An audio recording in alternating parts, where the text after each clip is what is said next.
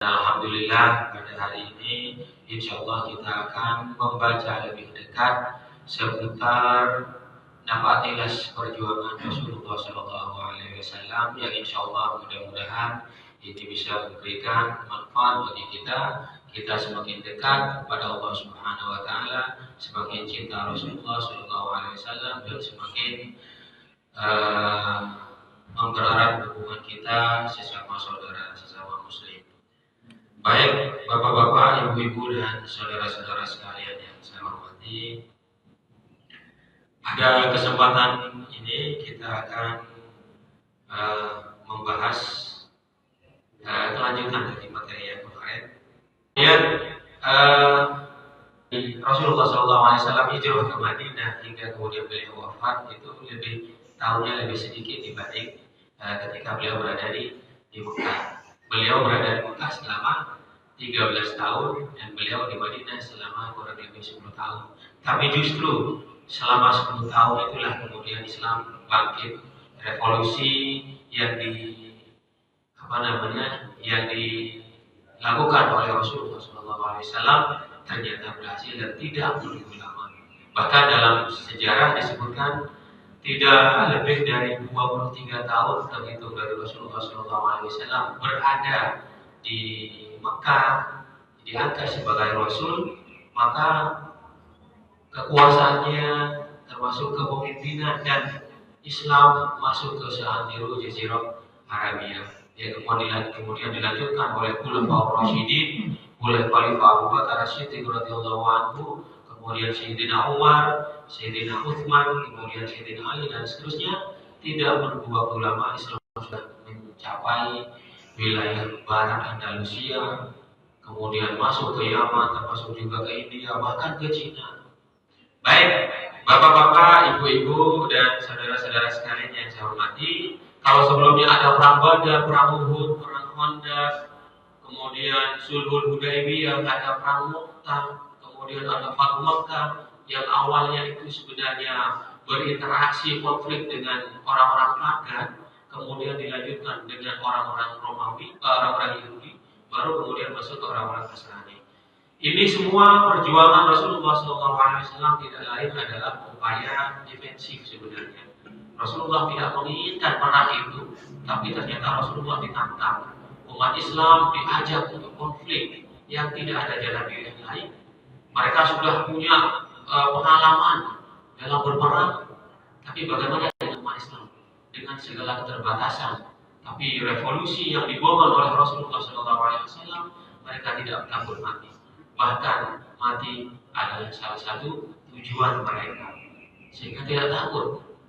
Dan perang Pasca Fathu Makkah ini, di sini ada perang Hunain dan perang Taif. Perang Hunain ini adalah perang di mana jumlah kuantitas itu jauh lebih musuh. Jumlah dalam perang Hunain ini umat Islam berjumlah 12.000, 10.000 yang dibawa dari Madinah Fathu Makkah itu, kemudian ditambah 2.000 orang yang masuk Islam. Di antaranya di situ ada Abbas bin Abdul Muthalib, termasuk juga ada Sufyan bin Harb. Musuh utama umat Islam yang pada saat itu kemudian dalam Fathu Makkah masuk Islam dan langsung ikut dalam perang itu. Ikut perang Hunain, ikut bersama Rasulullah SAW, bahkan ada dalam lingkaran dekat Rasulullah SAW. Jadi kuantitasnya luar biasa besar, 12.000, 10.000 ditambah 2.000. Kemudian pasukan Hawazin ini sedikit, ada yang mengatakan 4.000, ada yang mengatakan 6.000. Dia lebih sedikit. Tapi dengan kebanggaan yang dimiliki oleh umat Islam, wah, kita tidak akan kalah. Tapi bagaimana? Allah mencobanya di situ. Tidak seperti Badar. Kuantitasnya sedikit, kualitasnya luar biasa. Dengan 313 orang bisa mengungguli 10.000 orang. Bagaimana dengan Hawazin? 4.000 pasukan musuh, 12.000 ternyata membuat sebagian umat Islam merasa berbangga diri. Dan disinilah percobaannya. Banyak seandainya bukan karena Rasulullah SAW tetap berada di bawah lingkaran, tidak sama sekali mundur, umat Islam saat itu mungkin dalam keadaan tercerai berai dan bahkan kalah. Karena yang terjadi dalam perang Hunain itu, semua umat Islam yang berada di baris depan itu, garda depan itu mundur lagi ke belakang. Karena perang yang dilakukan oleh Hawazin itu adalah perang gerilya, perang di waktu subuh, di saat umat Islam sedang istirahat. Jadi perang sembunyi-sembunyi yang dilakukan oleh Hawazin, panah bertubi-tubi, tombak yang datang dari arah yang mengejutkan, dari semua sisi, itu sudah dikuasai oleh Hawazin. Semuanya hilang, lari tunggang-langgang. Tinggal berapa orang yang dekat Rasulullah? Hanya ada 100 orang. Di situ ada 4.000 orang melawan 100 orang. 100 orang itu adalah para sahabat militan. Ada yang mengatakan 16 orang muhajirin, selebihnya adalah kaum Ansor. Ada yang mengatakan dalam hadis itu 39 muhajirin dan selebihnya sekitar 61 itu kaum Ansor. Disitulah cobaan umat Islam. Rasulullah enggak bergerak sedikit pun, sekalipun musuh melancarkan serangan yang bertubi-tubi dan umat Islam sudah sudah jauh. Tapi kemudian Rasulullah mengajak, ayo balik lagi. Dengan semangat yang luar biasa Rasulullah mengajak, belum ada. Kemudian suara lantang dibantu oleh Abbas bin Abdul Muthalib untuk memanggil kembali orang-orang yang sudah lari tunggang-langgang. Hanya ada 100 orang, Pak. 100 orang itu adalah sahabat-sahabat militan yang sudah rela mati untuk Rasulullah SAW, tidak bergerak. Jadi Rasulullah ada di tengah, dilingkari oleh 100 orang hanya untuk satu, menjaga Rasulullah SAW. Tapi apa kemudian yang terjadi? Ketika Abbas bin Abdul Muthalib memanggil mereka, wahai orang-orang Ansor mendengar, wahai orang-orang muhajirin mendengar, wah, kita sejak awal tidak pernah takut melihat musuh, kok kita lari tunggang-langgang. Ketika mereka mendengar nama Ansor disebut, lah kita ini kan yang membantu Rasulullah SAW. Dikala Rasulullah hijrah ke Madinah, bahkan dalam beberapa peperangan sebelum perang Hawazin ini kita nggak pernah mundur, bahkan mati pun sekalian tidak akan pernah mundur sedikit pun. Tapi kenapa dalam perang Hunain ini mereka lari tunggang-langgang? Karena tidak ada musuh yang kelihatan. Kemudian ketika mereka mendengar Ansor, ya Ansor kembali. Kita akan berjuang bersama Rasulullah SAW. Oke, wahai muhajirin. Ketika orang-orang muhajirin mendengar panggilan dari Abbas bin Abdul Muthalib, kemudian muhajirin ingat, kita hijrah sedari awal bersama Rasulullah, masa kita akan meninggalkan Rasulullah SAW? Rasulullah ditinggalkan hanya ada bersama segelintir orang, sahabat militan yang tidak bergerak sedikit pun, sementara musuh sudah mengintai mereka, mengajar mereka. Tidak ada pilihan bagi mereka, kemudian mereka turun lagi dan menghadapi pasukan musuh, dan mereka menyerang bersama sahabat-sahabat yang lain. Nah, ini sebenarnya ujian yang sangat besar, karena jumlah yang besar itu belum tentu bisa membuat menang, dan belum tentu sedikit itu pun juga membuat orang jadi kalah atau pasukan menjadi kalah. Kami fiatin qalilatin ghalabat fiatan katsiran. Betapa banyak kelompok yang kecil itu bisa mengalahkan kelompok yang besar tidak sedikit. Kelompok yang dianggap minoritas itu tidak menang, tidak demikian, belum tentu. Kalau kita lihat dalam peristiwa peralihan kekuasaan pada masa Bani Umayyah dengan Bani Abbasiyah itu 10 kali lipat. Bani Umayyah 10 kali lipat dibanding Bani Abbasiyah. Bani Abbasiyah hanya 12.000 orang, Bani Umayyah 100.000 orang. 12.000 orang bisa mengungguli dan bahkan bisa mengambil alih pemerintahan Bani Umayyah ke Bani Abbasiyah. Artinya dengan semangat yang luar biasa, tidak takut mati, mereka pun bisa berjuang habis-habisan, dan tidak sedikit jumlah yang kecil secara kuantitas itu mengungguli kuantitas yang begitu besar, karena kualitasnya berada di atas mereka. Mereka tidak takut mati, dan ini terjadi dalam perang Hunain. Menjadi pelajaran yang luar biasa, terutama bagi umat Islam pada saat itu.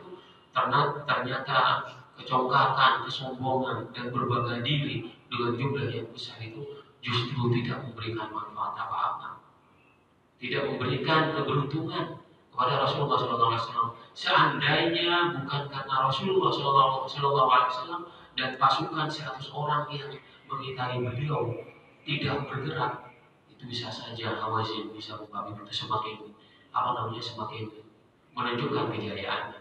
Tapi kalau Rasulullah SAW dengan semangat yang luar biasa dan Rasulullah yakin Allah akan membantunya, maka beliau tidak bergerak sedikit pun, tidak pernah takut. Ini orang-orang militan ya. Jadi orang-orang militan itu yang memang sudah pilihannya hanya satu, hidup bersama Rasulullah SAW. Baik bapak-bapak, ibu-ibu dan saudara-saudara sekalian yang berbahagia, apa yang dimaksud dengan Hunain itu? Hunain itu adalah sebuah gunung dekat Mekah, dekat Taif. Kalau perjalanan dari Mekah itu berjarak sekitar 100 km atau sekitar 1 jam perjalanan menggunakan bis itu ya. Jadi daerah Taif ini seperti yang sudah kita bahas sebelumnya, Taif ini adalah kota yang subur, tidak sebagaimana kota-kota di Arab. Ya. Jadi begitu subur dan banyak orang yang tinggal di sana. Dan Hunain ini adalah sebuah gunung dekat Mekah, dekat Taif. Perang di sini terjadi antara umat Islam dengan pasukan musyrikin, kabilah Hawazin dan kabilah Thaqif yang terjadi selang beberapa hari setelah Fathu Mekah. Jadi kalau misalkan kita lihat setelah Fathu Mekah, kemenangan Rasulullah SAW dan umat Islam ya, di Mekah itu, kemudian bukan berarti 2 tahun perjalanan beliau setelah Fathu Mekah sampai beliau wafat itu 2 tahun, itu tidak terjadi apa-apa. Justru semakin banyak ya pertentangan. Karena banyak juga orang yang masuk Islam karena terpaksa. Banyak juga orang yang masuk Islam hanya ingin mendapatkan KTP-nya. Jadi ketika orang-orang Mekah itu masuk Islam, dan ketika perang Hunain itu terjadi dan banyak orang Islam itu lari ke belakang, banyak orang yang baru masuk Islam itu sekarang mereka berkata, sekarang pembalasan kami sudah terbalaskan dengan bantuan orang-orang Hawazin. Jadi mereka sebenarnya masih belum 100% in dengan keislamannya. Sekalipun juga banyak nanti orang-orang yang semakin hasunah Islamu, orang yang semakin baik keislamannya. Tapi bagaimana ketika setelah Fathu Mekah terjadi, kemudian umat Islam sudah menduduki atau membebaskan kota Mekah dari berhala, dari perilaku-perilaku yang tidak baik, kemudian dari ritualitas yang tidak sesuai dengan ajaran Islam, maka kemudian Mekah berubah 100%. Ya. Pada masa Rasulullah SAW, Ka'bah setiap 5 waktu kemudian berkumandang azan. Siapa yang membawakan? Yaitu Bilal bin Rabah. Jadi Bilal lah yang kemudian menggaungkan, mengumandangkan azan. Dan ini yang kemudian menyebabkan daerah-daerah sekitar semakin takut. Termasuk di antaranya adalah Hawazin dan Bani Thaqif. Jadi sebenarnya mereka khawatir nanti Islam masuk ke sini. Akhirnya apa? Sebelum Rasulullah SAW hijrah kembali lagi ke Madinah, maka satu-satunya langkah kata siapa? Kata Malik bin Auf selaku penggawa dari Bani Hawazin, kita akan serang duluan umat Islam. Sebelum Islam masuk ke sini, sebelum umat Islam masuk datang ke Hawazin, maka kita akan menyerang duluan. Dan ini terdengar oleh Rasulullah SAW. Tidak ada pilihan lain kecuali menghadapi mereka. Yang kemudian Rasulullah berangkat. Rasulullah berada di Makkah itu selama 19 hari. Berada di Mekah selama 19 hari. Setelah itu berangkat bersama pasukan tadi 10.000 ditambah dengan 2.000 pasukan tambahan dari kota Mekah menuju Hunain. Jadi kalau kita lihat bapak-bapak, ibu-ibu sekalian yang berbahagia, kok selalu ada perang? Perang sebenarnya tidak diinginkan oleh Rasulullah SAW, tapi upaya-upaya penyerangan dan intimidasi yang sudah dilakukan oleh masyarakat sekitarnya, termasuk juga Hawazin, termasuk juga sebelumnya kaum musyrikin yang berada di Mekah atau di luar Mekah, ini yang kemudian membuat Rasulullah SAW berupaya untuk ofensif juga untuk masuk ke wilayah Hawazin, termasuk juga Bani Thaqif. Bahkan pada pertemuan ini juga masuk ke Taif. Dan pada saat inilah Taif jatuh ke tangan umat Islam. Rasulullah bersama pasukan 12.000 pasukan, 12.000 orang dengan jumlah yang banyak, yang berkata hari ini kita tidak bisa dikalahkan oleh musuh yang sedikit. Mereka sudah berbangga diri, sudah yakin Kalau dalam doa sanasimu alal kutu inna balawnahum kama balawna ashabal jannati id yasbiqunaha ila akhir ayat. Jadi ada dalam Al-Quran itu disebutkan besok kita akan menuai, kita akan memanen yang ada di sawah. Tapi ternyata apa? Sudah berpikir dalam benaknya itu bahwa mereka besok akan begini. Kalau nanti ada orang miskin datang, jangan dikasih. Ternyata apa? Ternyata malamnya, pagi sebelum dia bangun, malaikat datang, ya membakar semua yang ada. Kemudian apa yang terjadi? Bentuk penyesalannya ada. Wa ma tadri nafsum madza taksibu ghadan, wa ma tadri nafsum bi ayyi ardin tamut. Orang tidak akan ada seorang pun yang bisa mengetahui apa yang akan kita lakukan besok. Kita hanya bisa berencana, tapi Allah yang bisa menentukan. Karena kita bisa planning semua dalam semalam itu, ternyata pupus harapan di pagi hari tidak bisa dikerjakan dengan sebaik-baiknya sebagaimana rencana kita. Karena apa? Allah lah yang semuanya menentukan. Wa ma tadri nafsun bi ayyi ardin tamut. Dan tidak ada seorang pun yang akan mengetahui di mana dia akan mati. Kita tidak akan pernah tahu. Kita tinggal di Tangerang, mungkin malaikat maut sudah menunggu kita di Singapura atau di Malaysia misalkan. Kita tinggal di Jakarta, tapi malaikat maut sudah menunggu di Cina. Dari Indonesia dibawa ke Cina untuk berobat dan meninggal di sana. Karena kita tidak akan pernah tahu. Wa ma tadri nafsun bi ayyi ardin tamut. Di bumi mana kita akan mati. Kemudian bapak-bapak, ibu-ibu, saudara sekalian yang berbahagia, kabilah Hawazin berlindung di puncak gunung Horeb, dan ketika pasukan Muslim memasuki lembah, mereka menyerang secara tiba-tiba dan membuat pasukan Islam lari di tunggang belakang. Umat Islam hampir saja kalah, namun keadaan kemudian berbalik. Umat Islam mengalami kemenangan. Data ini saya dapatkan dalam Sirah Nabi karya Dr. Muhammad Shalabi, termasuk juga Ibnu Hisam, Sirah Nabawiyah Ibnu Hisam, termasuk juga ada Sirah Nabi Nabawi Ibnu Hajar.